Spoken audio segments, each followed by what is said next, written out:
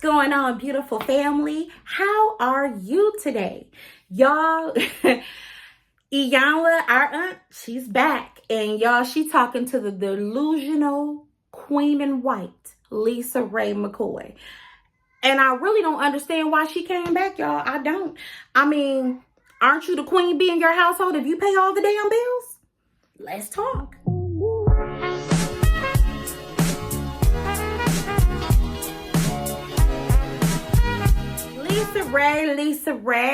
LisaRaye. So this is the second part of LisaRaye being on the show. She was on previously. And she back to get her healing. I guess she said Mama's still packing her bags every few days. Every time LisaRaye tell her she need her to put in on some groceries or pay a energy bill or some water, she packing up her things to go back to Chicago. Kai said she ain't coming on the show unless y'all are paying her for her time and her pain. She said, pay me for my pain and my time, or I ain't coming on the show. And I was like, well, dang, I got a question, Kai. You don't find it important to mend things with your mama? Or is it the fact that she told you last time she was on the show that you need to get a game plan to move out? You and your baby, because you and your baby are living in your mama's house. And according to LisaRaye, you ain't really doing shit with your life. And now we know from the past episode, that ain't all Kai's fault. That's LisaRaye's fault, because she didn't set her child up for the world, to focus, to maintain in this world. What she did set her up for is to be noticed and to have a baby, and sometime I'll figure it out. But Kai says she ain't coming on, so now we got LisaRaye here to fix her. Auntie walks LisaRaye in the house and basically shows her the queen's chair with the crown, and says, in order for you, baby, to get to that crown, you got to walk through the valleys. Okay. So LisaRaye says, okay, all right, I'm here because I'm tired of being mad. I'm tired of being misunderstood, and I think I'm gonna explode. Okay. So what I did gather from LisaRaye is that she probably get Botox, because her ass frown a lot. She'd be like this. No, I don't think that's me. No, I don't really think that's me. What am I supposed to do? Spread myself thin? I mean, I don't understand. Bitch, you frown a lot. You are that, you are a beautiful woman, but you frown a lot. A whole lot. Okay, if I promise you, if they making you frown that much, them bitches gotta go out, get out your house like they got a 30-day eviction notice. They need an eviction. Okay, started with your mama. Your mama got a roof. I don't know why she ain't going back there. And Kai, baby, they ain't stop making 1-bedrooms apartments or 2. Take your pick. Raye is delusional. Through this whole episode, you will find her grand of delusion. That's what she represents. So Iyanla gives her this task of scoring herself on courage and honesty, all these things that she will go through in the valley. LisaRaye saying she wrong with me. She scored a 4 out of 5. And Iyanla said, basically, bitch, if you scored yourself a 4 out of a 5, we got a whole lot of work to do. So you guys, she says, well, let's talk about your daddy. You put up, and I said this with the first episode, I said LisaRaye put she made us believe that her daddy was like this, like top dog, ain't did nothing wrong. And baby, you was his side chick. Yes, you was the other woman. I mean, yep, he had, and here's what y'all gonna find really amazing. So,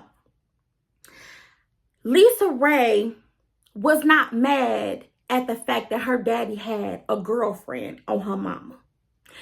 LisaRaye was pissed because she was going to a magnet school in Chicago, and LisaRaye's father's girlfriend child was going there too. And she felt like, oh, how dare this bitch get to go to the school that I'm graduating from? How did she get into school? Your daddy in his pocketbook. So she felt like basically it's one thing to pay for this side chick's, kids' education. It's another thing if I got to see this bitch in school and she going to the same school that I went to, and I know this school was expensive. And then Iyanla was like, wait a minute. You were mad at the fact that this girl was going to your school and not the fact that your dad had a whole woman on your mama? I was like, bitch, who need friends like her? Who? Are you kidding me? Where your loyalty at? Diamond, where is your loyalty? Shit, not to your mama. And then you got mad at your daddy, so I guess it went to your daddy. Who was your loyalty to? What the hell? I mean, yeah, she admitted she went with her dad because he was the person that was supplying her with the money and spoiling her and letting her get her way. But at some point, when he stopped really letting you get your way, you mad at him. So who are you running to? I was like, that was weird as hell. Like, you was mad about the girl going to school where you went to school at? Y'all make that make sense to me? I understand that. What we do know is that her whole life, she's made excuses for her dad. She has not once owned the fact that her dad did her mother wrong at all. She married her daddy because they speak about her ex-husband. And she said, yeah, my ex-husband, when I married him, he was a hoe like my daddy. He had a bunch of women on the side, but I felt like as long as he taking care of home and taking care of me and buying me what I want and doing for me, fuck them other bitches because I'm down with, right, like that. Yeah. Like she didn't care. She was like, as long as I'm queen bee, and that's her thing. As long as I'm queen bee, as long as it looks like I'll come first, I don't care what anybody is doing or saying. It don't matter. And that's what she married her daddy. She married her daddy. So then she says, okay, basically, why are you in conflict with Kai? What is it that you don't, since we're talking about her honesty, what is it that you don't, basically, you're not honest with Kai about? She says, well, Kai is forgetful. Iyanla said, is she forgetful or she just don't want to do the shit that you telling her to do? She said, which one is it? Well, I know she's forgetful. She's like, yeah, but that ain't what I asked you. What are you not saying to Kai? And she was like, well, what I'm not saying is that,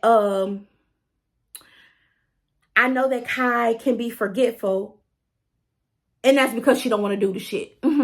She don't want to grow up. She doesn't want to be a responsible parent. That's what it come down to. And she had to admit Kai has disappointed her. And, she ain't too happy about Kai, and that ain't something that she's proud of. I don't think she's really proud of Kai and her decision she's made. I think LisaRaye has felt like as old as Kai is, she should be out here making some boss moves, because at her age, LisaRaye was doing film and making some moves. Y'all, did y'all know LisaRaye said she didn't know her daddy was paralyzed? I said, who the hell didn't tell you that? You didn't know? She said, I thought he was sitting in a chair. That he just always wanted to sit in the chair until one day I pushed him and his ass fell out the chair. Oh, shit. And that's when she realized, oh, my God, my daddy can't walk, he paralyzed. I said, ain't nobody tell this child that her dad was special. Nobody told her that her daddy was polar tink tink. Nobody told her. And she said, I didn't know, I wasn't aware that my dad had gotten shot. That's why he was paralyzed, because he had gotten shot back in, I guess, the 70s, 80s. He had got shot.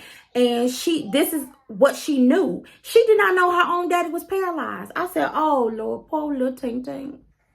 You ain't even know that? So she was in love with poor little Ting Ting, which was her daddy. And I don't know. LisaRaye, I don't know. It's something about her that just gives me some like, she just don't, it don't always register up there. Like, I don't know. Resting bitch face always. Like, I don't know. But they do talk about her issue with the Brat and her blow up on the show. And I really wish the Brat would have came on the show with her, because LisaRaye, you couldn't even answer that question correctly or directly. Okay. Sis said, I was disappointed. And she said, in what? In what? I didn't know, that she came out to the world and we didn't have a conversation, and I don't know who she with. What does that have to do with you? She's an adult, a grown ass woman. She got to run her partners through you. Oh, I know what it is. Bitch, you mad because she don't tell all her business to you like she used to do. You're mad because she came out to the world, which you can't tell me, LisaRaye, that you didn't know that your sister was a lesbian before the world knew. So let's just stop that whole, you didn't know that she was a lesbian. You found out with the world that she was a lesbian and shit. Cause I ain't gonna believe that. Not for one day. Not on one point. Not ever. I ain't believing that shit. You can hang that shit up. She mad because her sister came on her show, and before, she wanted her sister to run shit by her. Like she PR. She wanted the Brat to basically tell her, hey, this Jessica, this my ride or die. That's what she wanted. Or to meet her. She was mad because she didn't know anything about this woman in her sister's life. And when she came on the show, she was like, y'all don't know shit. Y'all don't know. But she never, what was crazy to me was that she never said why she blew up the way she did. And if she even had a conversation after that show with the Brat on her attitude or behavior. And I just don't, I don't understand what her anger was for. She's an adult, okay? She was an adult, and that's still, you know what? She blew up like a big ass baby. She blew up like a spoiled ass woman. Iyanla agreed with the rest of the world. LisaRaye, you out of order. You out of order. And you don't even have an excuse to justify your behavior or your outbursts.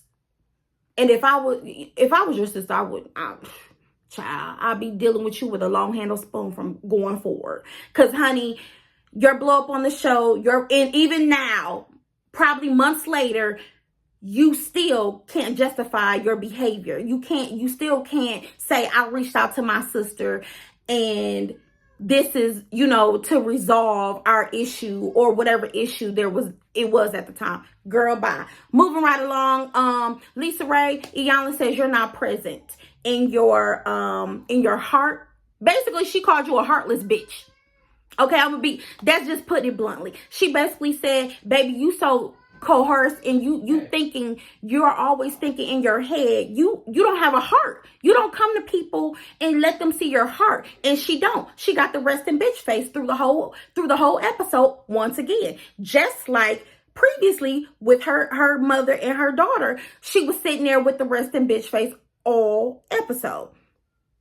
It shows, baby. Your spirit is showing up. It shows. The whole world can see that you don't give a shit. Like, you don't care. Because she checked out. Iyanla was like, okay, what did you hear me say? She was like, I don't know, because I wasn't listening.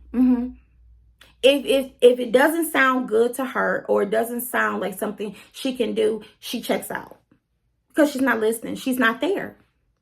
So, moving forward, LisaRaye basically realizes that the common denominator in all her failed relationships with women is her. It's her. So then she says, what does your mother teach you about womanhood? And she says, she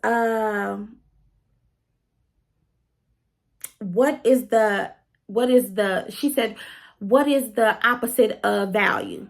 And then she says, Iyanla says, well, devalue. She said, well, that's what she taught me, devalue. Like, basically, what she taught me was, I am in competition. And I said, that's what it is. That's exactly what I see with her. I am in competition with the woman. So, bitch, I'm going to wear all white because I want to look pure. As if all white can't get filthy as shit. But she's in competition with women.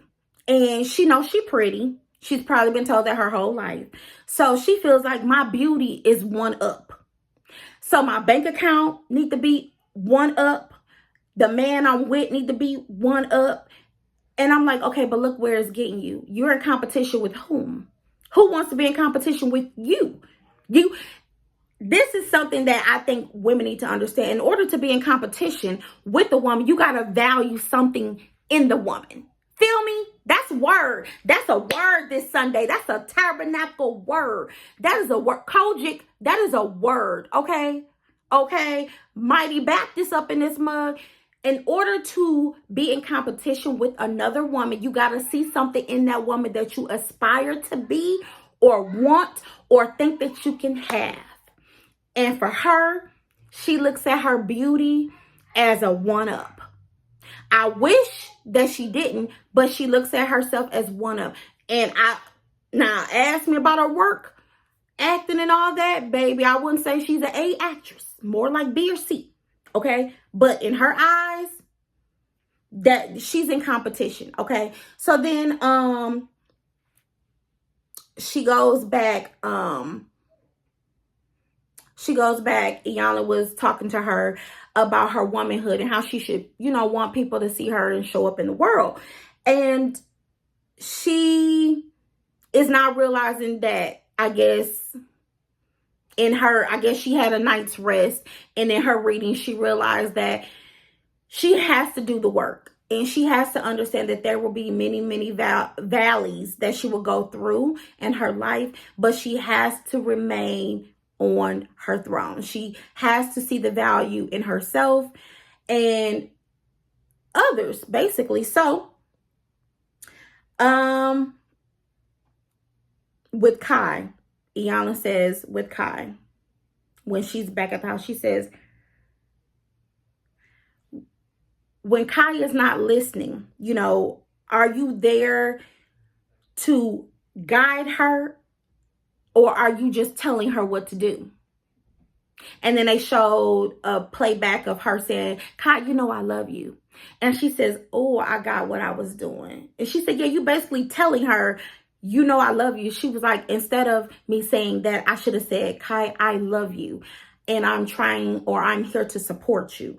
And that just, it's like she's telling her instead of modeling things for her, is what I took from it. I don't know what you guys took from it, but that's what I took, is that you got to model those behaviors. You got to show her. You can't just tell her. You got to show her, because unfortunately, you got her here because you weren't showing and modeling these behaviors for her at a younger age. Iyanla says, are you aware that your daddy cheating on your mama and the other women was a sign of control? And that you are controlling your mama and Kai?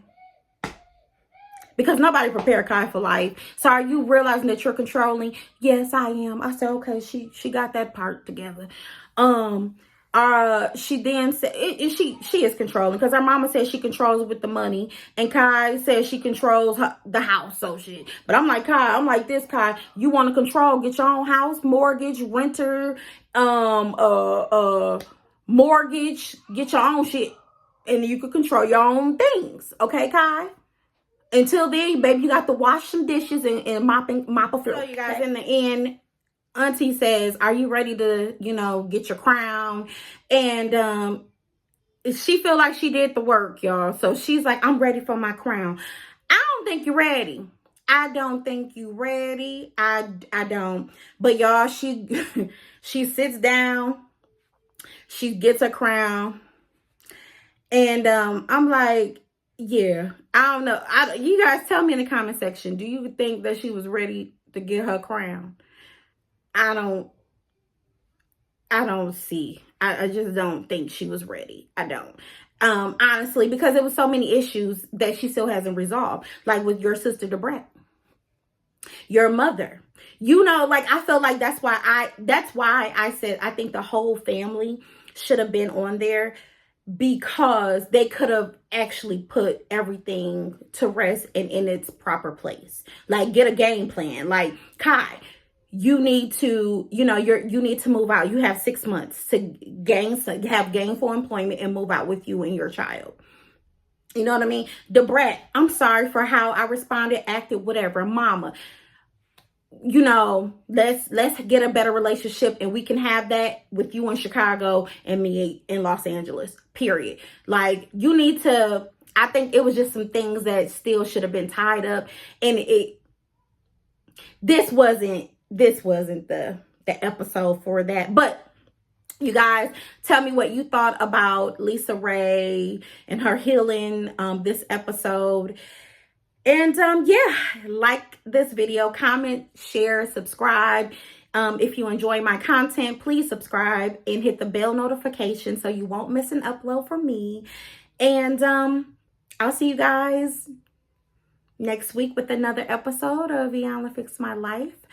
And until next week, I'll see y'all soon. Bye.